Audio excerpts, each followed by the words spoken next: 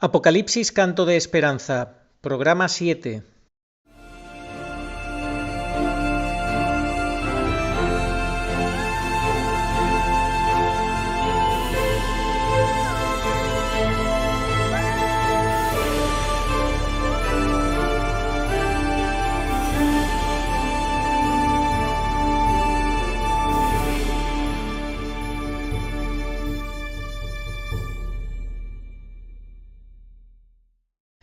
Apocalipsis Canto de Esperanza, Ángeles Sánchez Aréchaga. Segunda parte. El reinado del Anticristo, su gobierno y religión mundial. Capítulo 3. Las grandes revoluciones modernas. Todos los derechos reservados. Bueno, antes de pasar a tratar el tema preparado para hoy, dentro del desarrollo que hemos comenzado de la segunda parte del curso, quisiera hacer una salvedad que me parece muy oportuna. Nosotros hemos estado poniendo, obviamente, en toda la primera parte del curso que ya hemos dictado, el acento fuerte en los tres últimos capítulos del libro del Apocalipsis, el 20, el 21 y el 22. Y hemos expresado suficientemente qué cosa es una profecía. Pero como ahora estamos tocando dos capítulos del libro del Apocalipsis, el 12 y el 13, es bueno recordar que toda la obra, desde el primer capítulo hasta el último, su género es netamente profético. O sea que todo el contenido del libro del Apocalipsis refiere un género netamente profético. Y yo quería recordar el sentido literal exacto para interpretar correctamente el género apocalíptico. Ya habíamos aclarado suficientemente que la alegoría, ¿sí?, deshace la profecía porque le hace decir al profeta lo que el profeta no dijo cuando se está haciendo una interpretación en sentido alegórico. Y hemos estado hablando de la literalidad del texto. Y también hemos aclarado, pero me parece que ahora es necesario volverlo a resaltar, que si bien es literal la interpretación, no el literal crudo,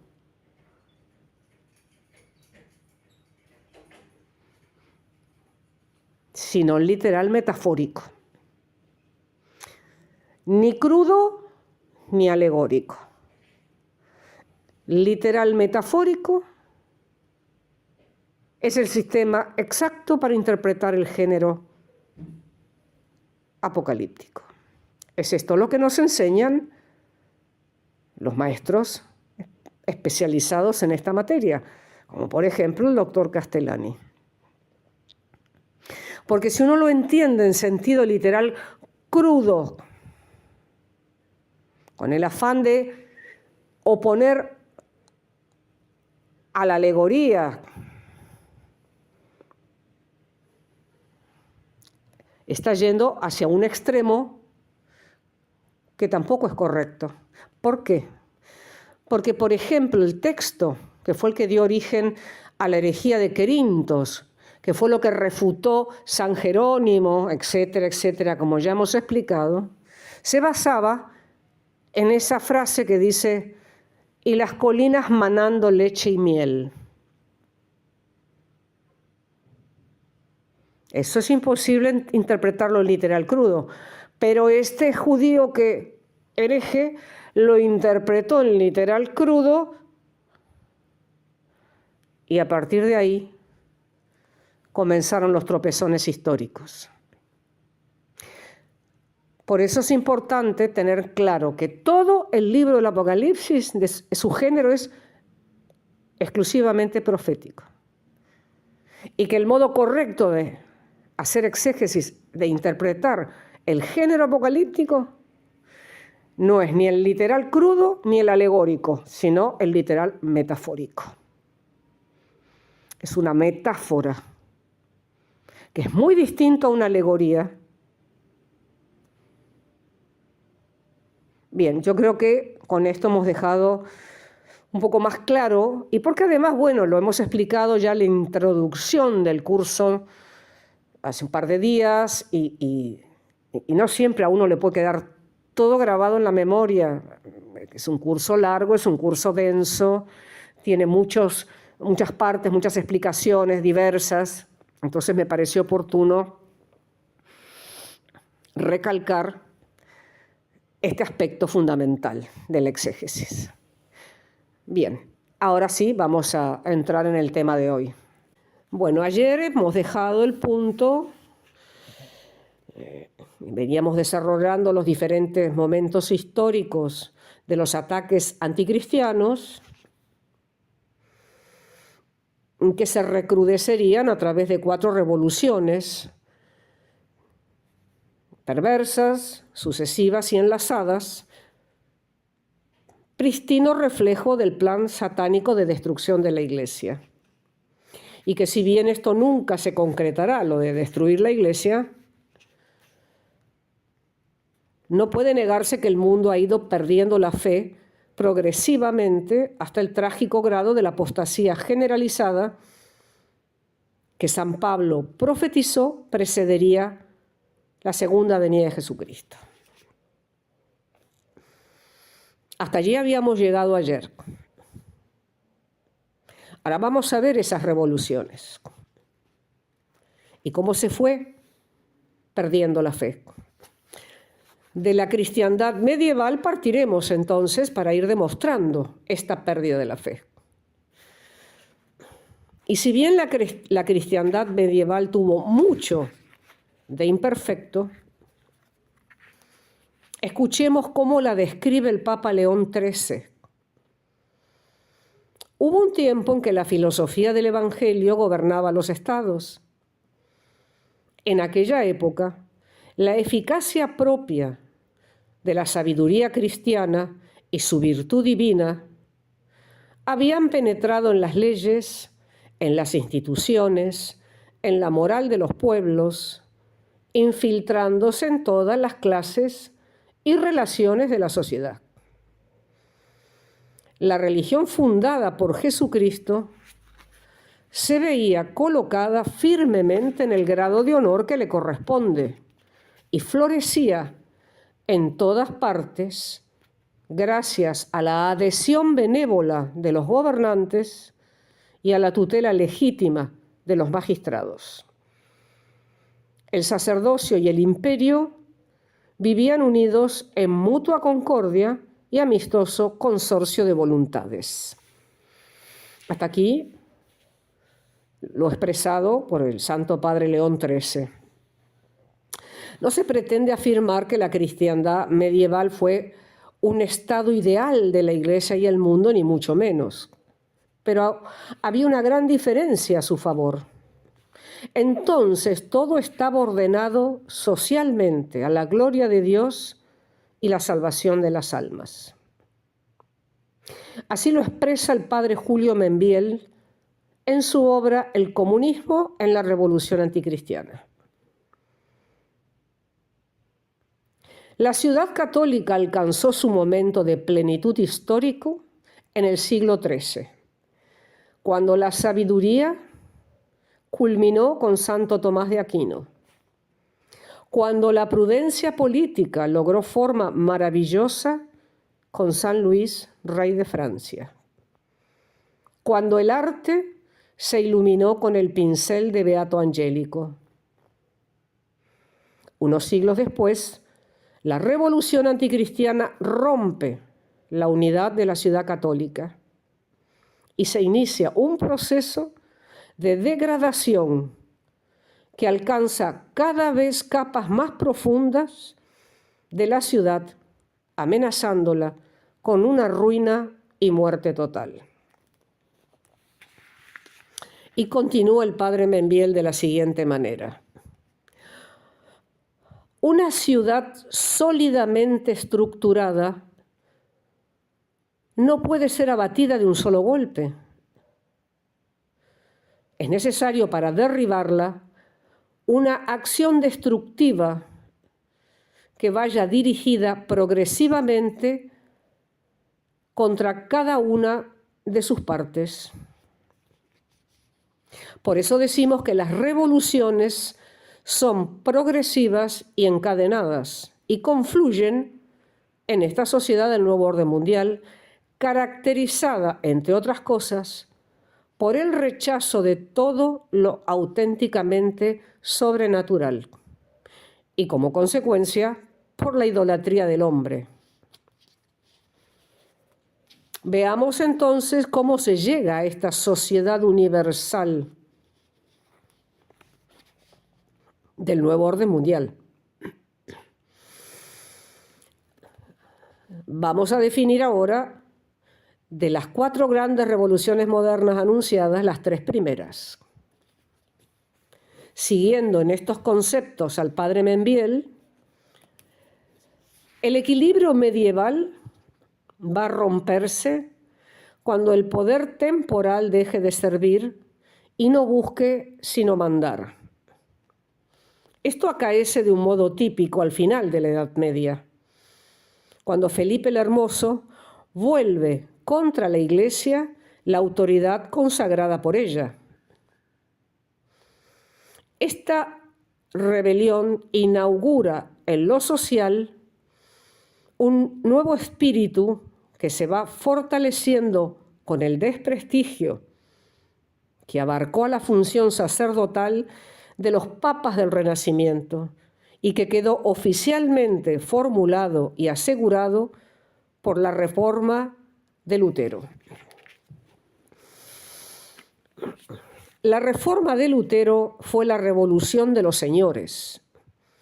La nobleza, que tanta parte tenía de culpa en la corrupción de la Iglesia,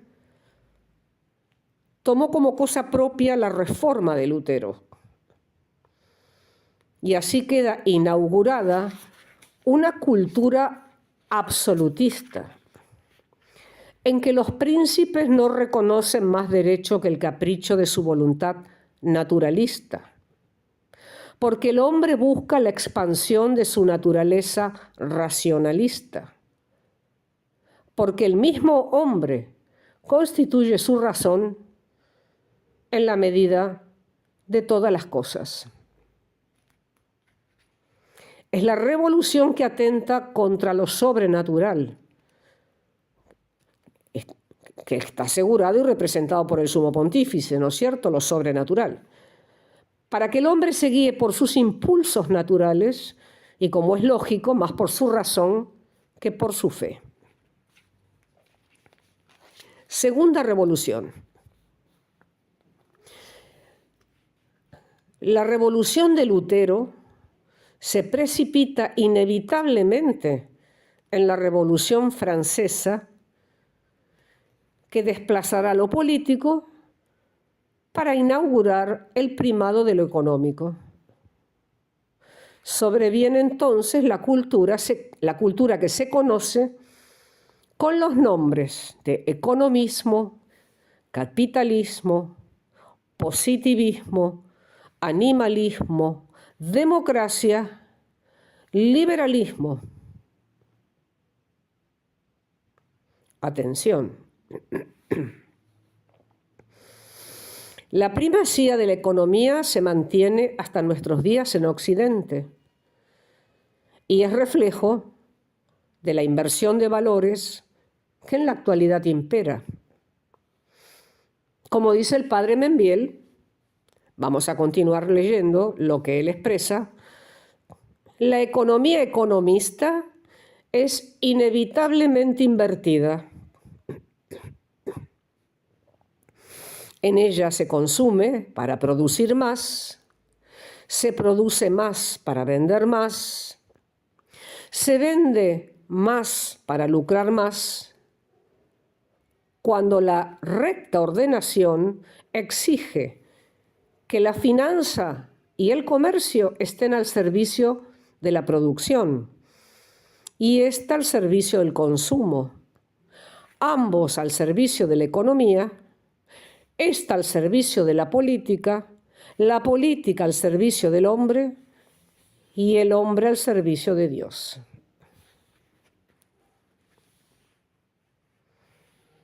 Tercera revolución.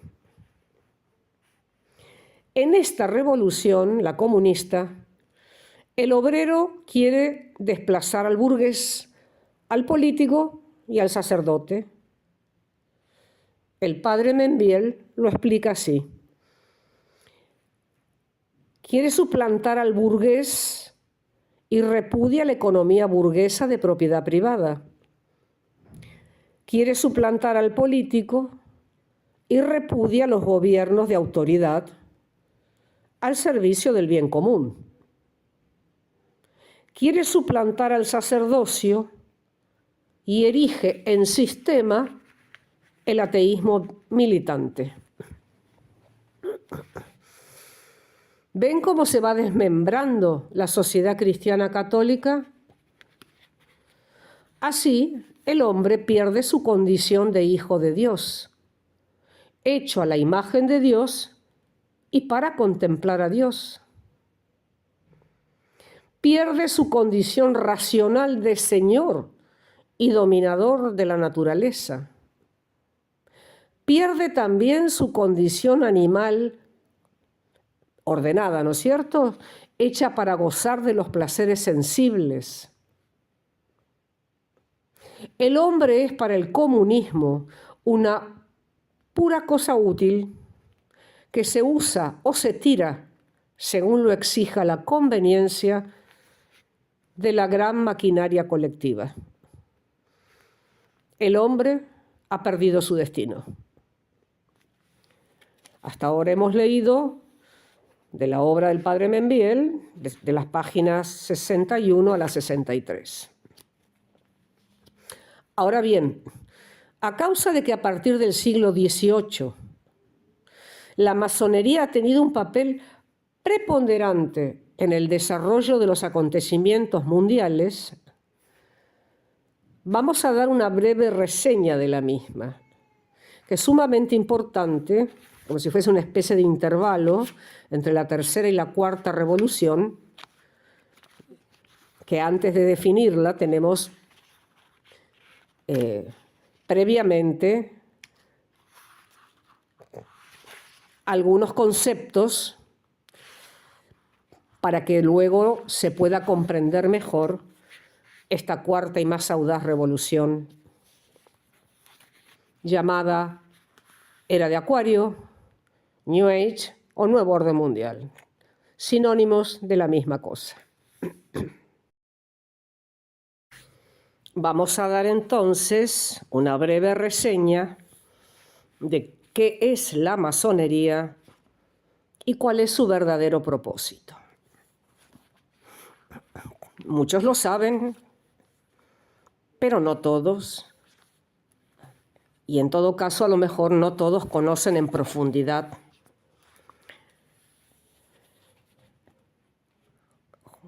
Juan Pablo II posee ideas muy claras sobre los combates de luz y tinieblas que se van a librar en el siglo XXI. Y ha concretado audazmente quiénes figuran en cada uno de los bandos contendientes. Tengamos en cuenta que esto que les estoy refiriendo obviamente es del tiempo del Santo Padre Juan Pablo II cuando era Papa, ¿no es cierto? Cuando vivía y era sumo pontífice.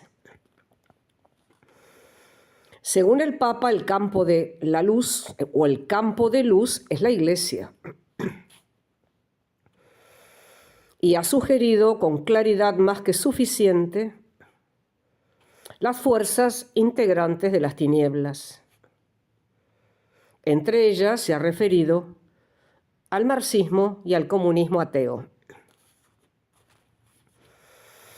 Ha designado también la forma expresa a la ofensiva anticatólica de las sectas, entre las que considera como más peligrosa la denominada New Age, la nueva era de Acuario. Marxismo y sectas son fuerzas enemigas de Cristo, pero no las únicas. En efecto, el liberalismo salvaje, la dictadura inhumana del mercado, la ilustración radical y sus continuadores, entre los que se destaca el modernismo agnóstico, forman parte de los enemigos de Cristo en el campo de las tinieblas y coinciden muchas veces con lo que genéricamente se denomina masonería.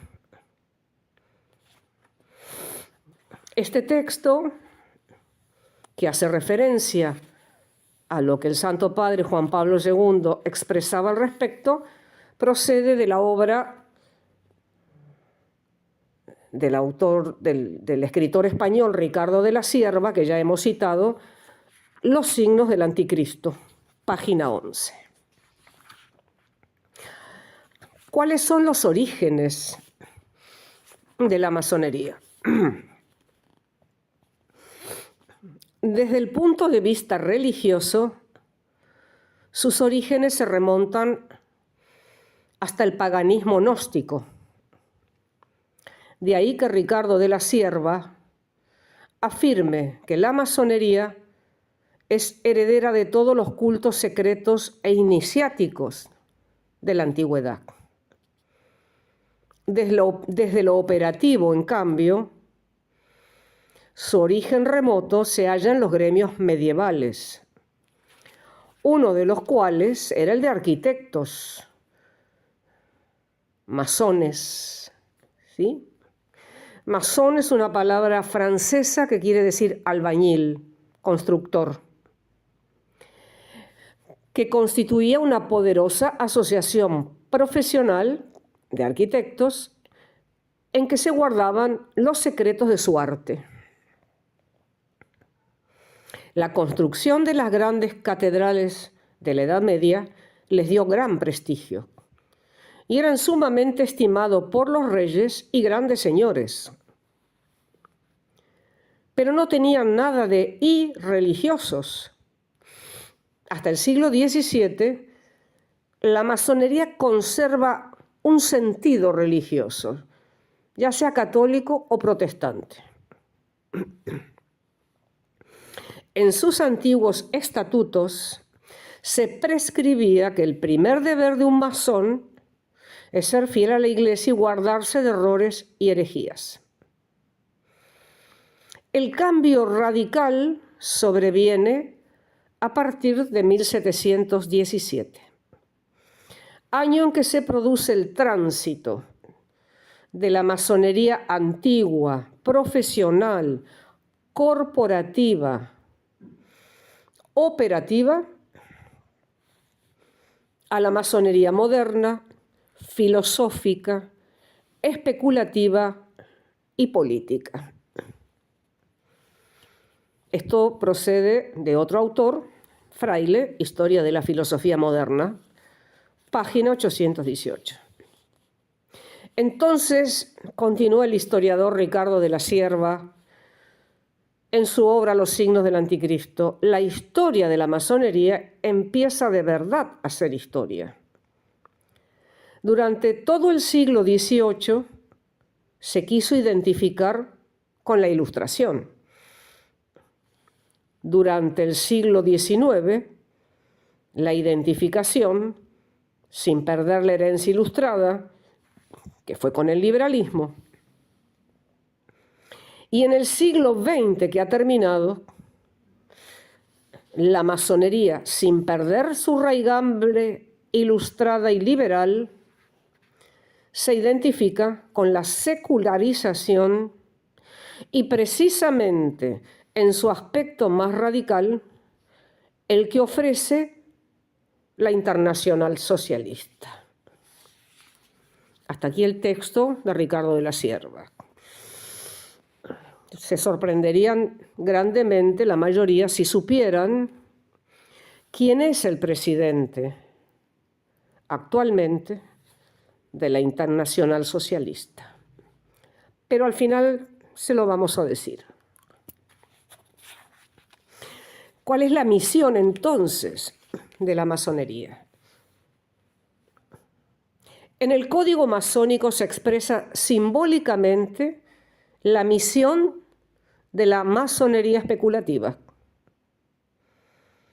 Cuando ya no quedan catedrales por construir, es necesario edificar en honor del gran arquitecto del universo, el gran templo que se identifica con toda la humanidad.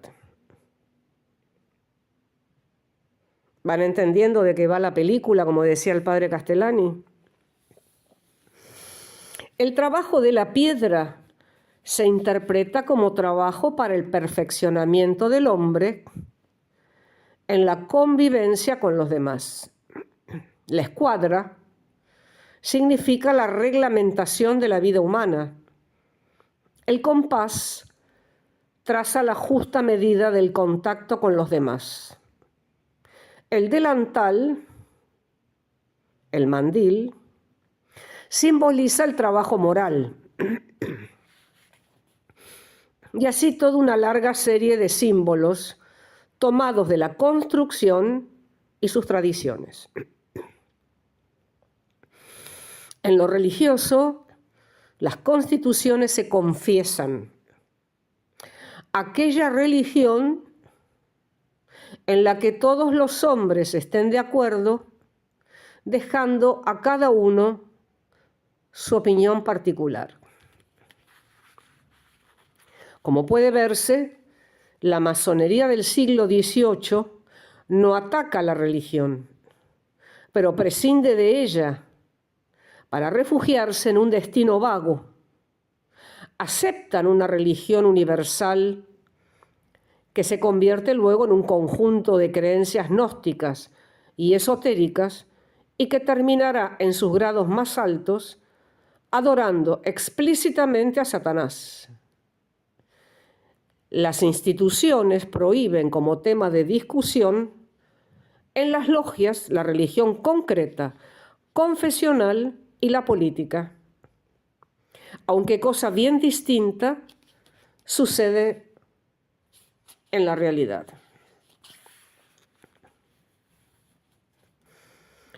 ¿Cuál es el verdadero propósito masónico?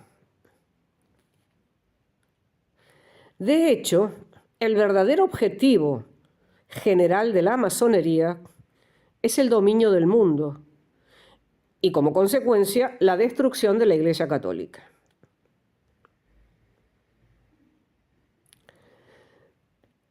Estos fines los mantiene en riguroso secreto, aún para algunos de sus integrantes, tal como decía un gran masón del siglo XIX, el general Albert Pike, que es el que importó, vamos a decir, de Baviera a los Estados Unidos y fundó allí en Estados Unidos la secta de los Illuminatis que nace en Baviera. Y decía así el general Albert Pike: la masonería oculta sus secretos a todos, menos a los elegidos. Ya después les voy a explicar cuál es el grado de los elegidos, que no es el 33.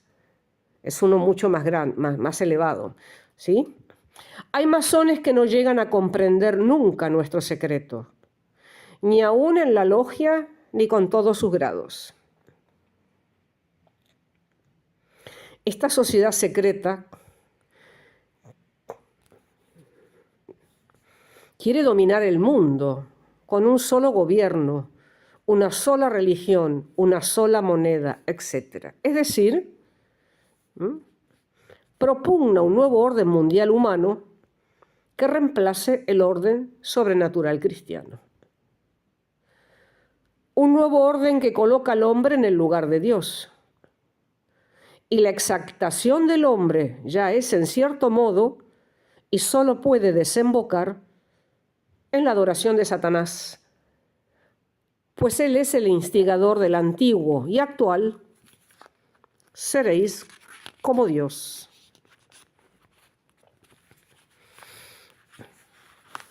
Vamos a ver ahora, finalmente, los secretos y grados de esta secta.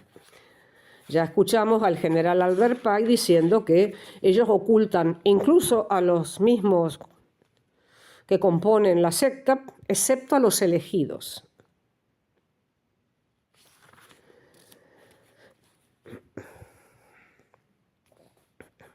Desde el principio surgió un problema muy criticado: el secreto masónico sobre las deliberaciones en las logias. Esto hace de la masonería una sociedad secreta.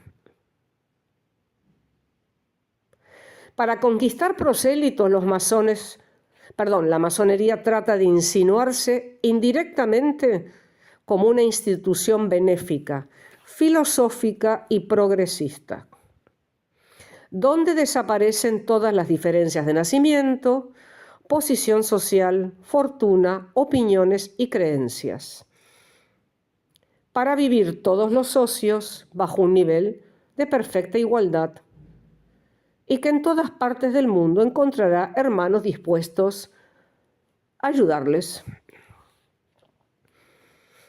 Se le propone luego el ingreso a la logia. Se realizan las pesquisas del caso sobre la conducta del candidato y se procede a su votación. Si ésta le favorece, sufrirá una serie de interrogatorios y pruebas llamados los 3 viajes, y luego prestará el juramento de absoluto silencio y de fidelidad incondicional a las instituciones y prescripciones de la secta. Según dice el mismo ritual del aprendiz de Regón, el primer grado señala el paso de la barbarie a la civilización. Para ellos la barbarie somos los cristianos. La era cristiana es la era de la barbarie. En el grado 5 se le inculca el desprecio a la voz de la conciencia y se le inocula el odio a Jesucristo y a su sucesor, el catolicismo. En el grado 12 se presenta al gnosticismo con su dualismo del bien y del mal como la verdadera ciencia y filosofía masónica, a contraposición del dogma católico. En el grado 18 se sacrifica a Satanás, el cordero coronado de espinas y clavado por sus 4 patas. Luego arrojan al fuego la cabeza y las patas en holocausto al diablo, dios del fuego. Este texto procede de la obra que se llama Simbolismos, Monseñor León Meurin, en su página 215. El 28 es un conjunto de obscenidades, el grado 28, encaminadas a quitar todo resto de pudor al graduado para ligarlo más a los planes de la secta, es decir, se los inicia en la homosexualidad, porque el lazo carnal es el más fuerte y compromete hasta la muerte. Presten mucha atención a lo que acabo de decir. Alguno ya puede ir concluyendo. En el grado 30 se reza la oración a Lucifer y se maldice con rabia satánica a Dios, escupiendo y pisoteando el crucifijo, que según dicen es la imagen de la superstición. A esto apunta en realidad la masonería.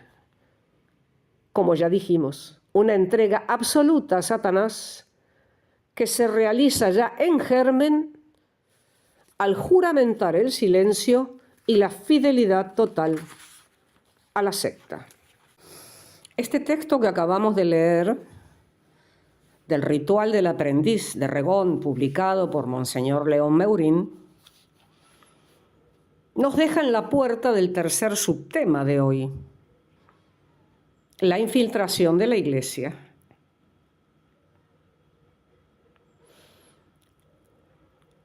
Dos son los enemigos que han estado realizando esta infiltración y lo siguen haciendo. El marxismo, comunismo y la masonería. Este es un tema delicadísimo, pero que es necesario tratar, al menos sintéticamente. Es un hecho que el comunismo intenta desde hace décadas destruir la Iglesia Católica y que una de sus estrategias ha sido infiltrarla con sus agentes para que, aspirando a ocupar puestos jerárquicos de importancia, preparen el camino del comunismo en las naciones capitalistas y dispongan a la Iglesia a apoyarlo. El profesor Carlos Saccheri, un eximio escritor profundamente cristiano, argentino, al igual que el padre Castellani y que el padre Membiel, expone esta dolorosa realidad con numerosos documentos. Y esto le costó la vida,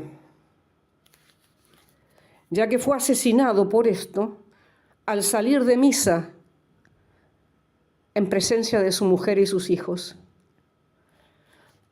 luego de que lo habían amenazado de no publicar ninguna de sus obras al respecto de lo que ahora les vamos a leer. Un extracto de la obra del profesor Saccheri, La Iglesia Clandestina, 1977. En la página 114, él cita el acta del Comité Central Revolucionario Castro Comunista Marxista, con sede en Montevideo y ramificaciones en toda Hispanoamérica, de fecha 11 de julio de 1969. Y dice así: la acción violenta y enérgica contra el sistema capitalista ha de encontrar su mejor trinchera en los curas, para que esas ideas se extiendan rápidamente y que por su procedencia no sean analizadas por la masa, sino seguidas ciegamente, como consecuencia del factor fe religiosa mezclado subconscientemente. Hasta aquí este extracto del acta procedente de este Comité Central Revolucionario Castro Comunista Marxista.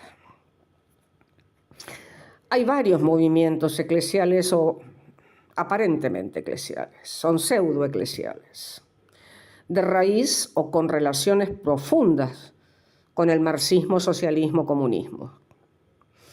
Vamos a mencionar algunos. El movimiento Sacerdotes del Tercer Mundo,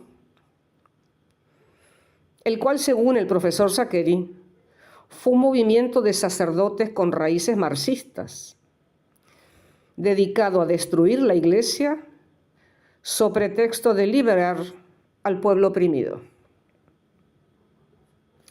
También el Instituto Español IDOC, el Movimiento Cristianos por el Socialismo y varios más. Pero el que se ha extendido muchísimo, por lo pronto en todo el ámbito de América Latina, es la teología de la liberación. Este movimiento nace de un sacerdote peruano llamado Gustavo Gutiérrez en la década del 60. el cual pretende dar con sus escritos un fundamento teológico a la liberación de los oprimidos a través de la lucha de clases marxista. Él y sus seguidores quieren transformar la Iglesia en una Iglesia comunista. Es decir, se pretende formar una Iglesia de y para los pobres, colectivista, es decir, no jerárquica y, lo que es peor, desprovista de su elemento sobrenatural. Ahora veamos cómo el verdadero magisterio de la Iglesia nos instruye. En 1984, el cardenal Ratzinger escribió una instrucción sobre algunos aspectos de la teología de la liberación, en la cual demuestra lúcidamente el error en el cual Gutiérrez, Leonardo Boff y todos los teólogos liberacionistas han caído. Este intento de teología trastoca, en primer lugar, el sentido de la liberación que Cristo vino a traer al mundo y al hombre. La liberación, dice el cardenal Ratzinger en la página 3 de esa instrucción, es ante todo y principalmente liberación de la esclavitud del pecado.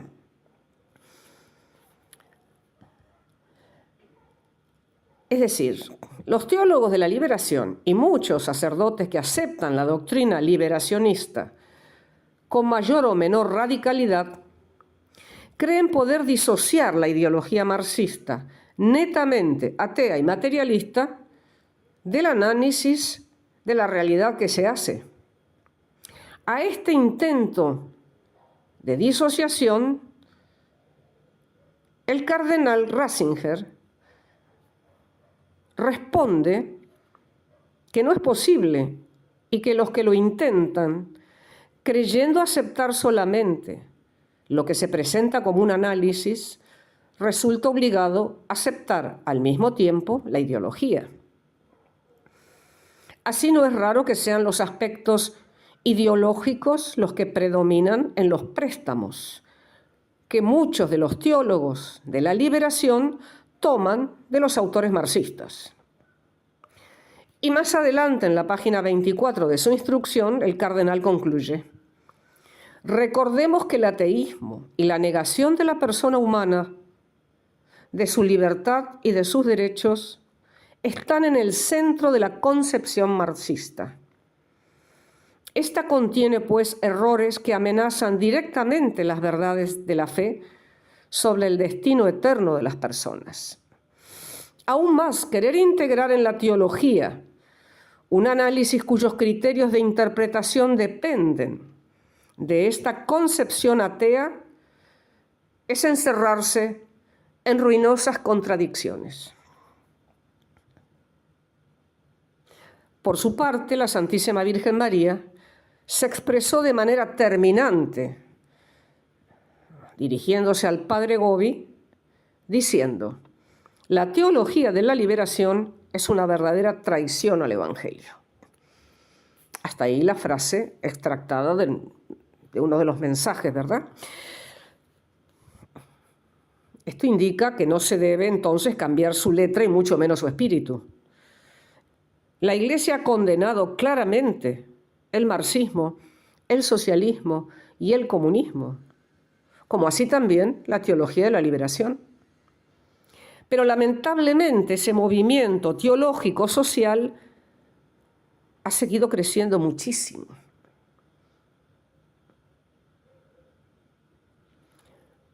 Señal del espíritu de rebeldía e indisciplina que anida en nuestra amada Iglesia Católica, que ha tomado otros cauces. Es cierto también que el comunismo y la masonería, aunque con diversas ideologías, se coaligan contra la Iglesia de Cristo. De ahí que el Papa León XIII, en su encíclica Humanus Genum, del 20 de abril, llama a la masonería la culpable del socialismo y del comunismo, veneno mortal que circula por las venas de la sociedad humana. Hasta ahí la frase del Santo Padre León XIII. Entonces, podemos decir que el liberalismo y el comunismo son dos brazos armados de estos conspiradores con pretensiones de dominio universal. Según convenga utilizar uno u otro sistema como medio de manipulación para lograr sus fines sobre una masa humana que ellos mismos catalogan de ciega.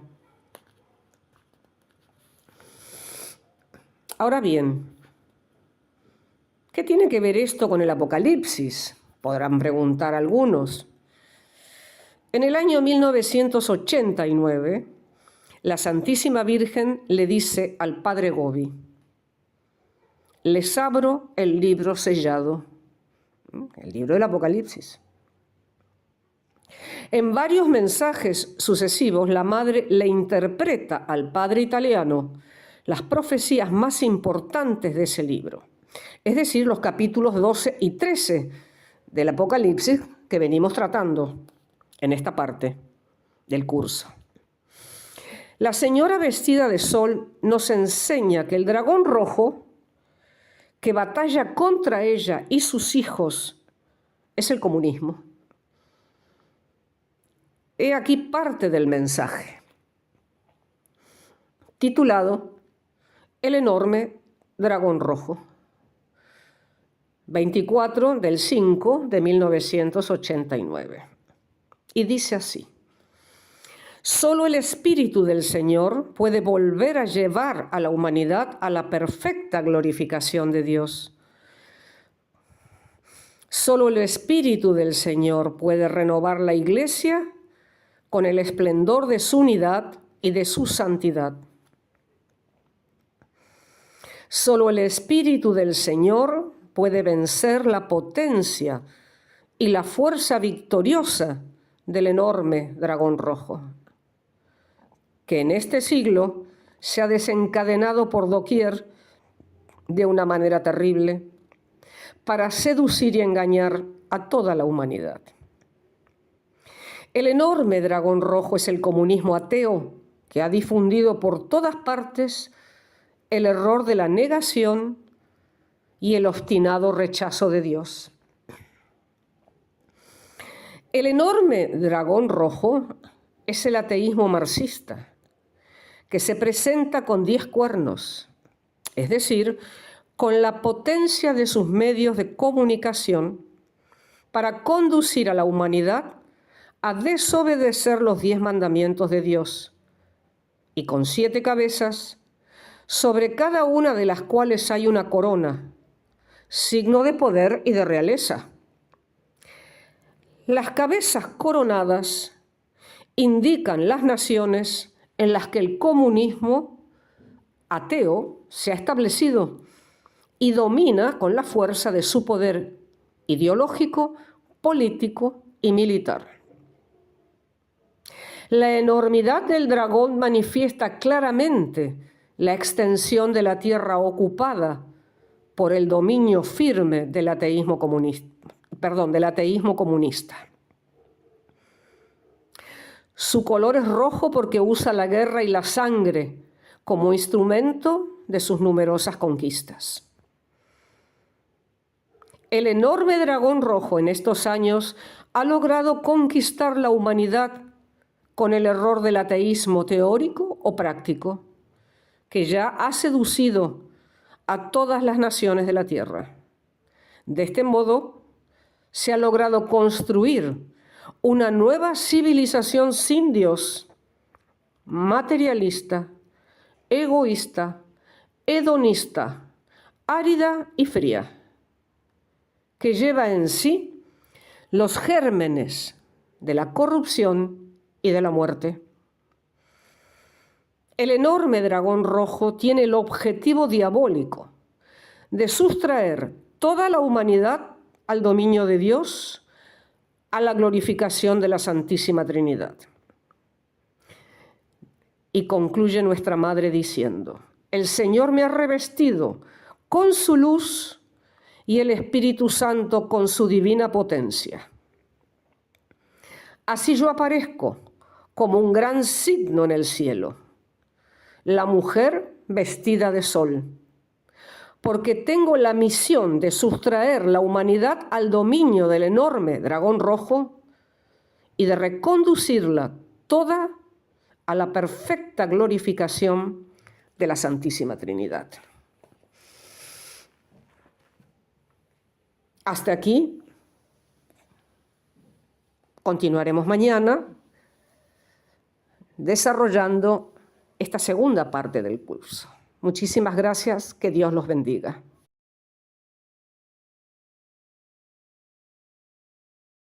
Catecismo Iglesia Católica numeral 675. Antes del advenimiento de Cristo, la Iglesia deberá pasar por una prueba final, que sacudirá la fe de numerosos creyentes.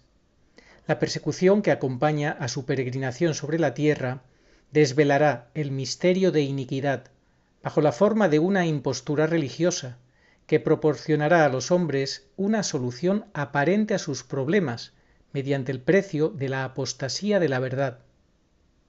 La impostura religiosa suprema es la del anticristo, es decir, la de un pseudomesianismo en que el hombre se glorifica a sí mismo, colocándose en el lugar de Dios y de su Mesías venido en carne. Al que me reconozca ante los hombres, yo lo reconoceré delante de mi Padre que está en los cielos, y al que me niegue ante los hombres, yo también lo negaré delante de mi Padre que está en los cielos. Evangelio según San Mateo, capítulo 10, versículos 32 al 33. Sí, vengo pronto. Amén. Ven, Señor Jesús.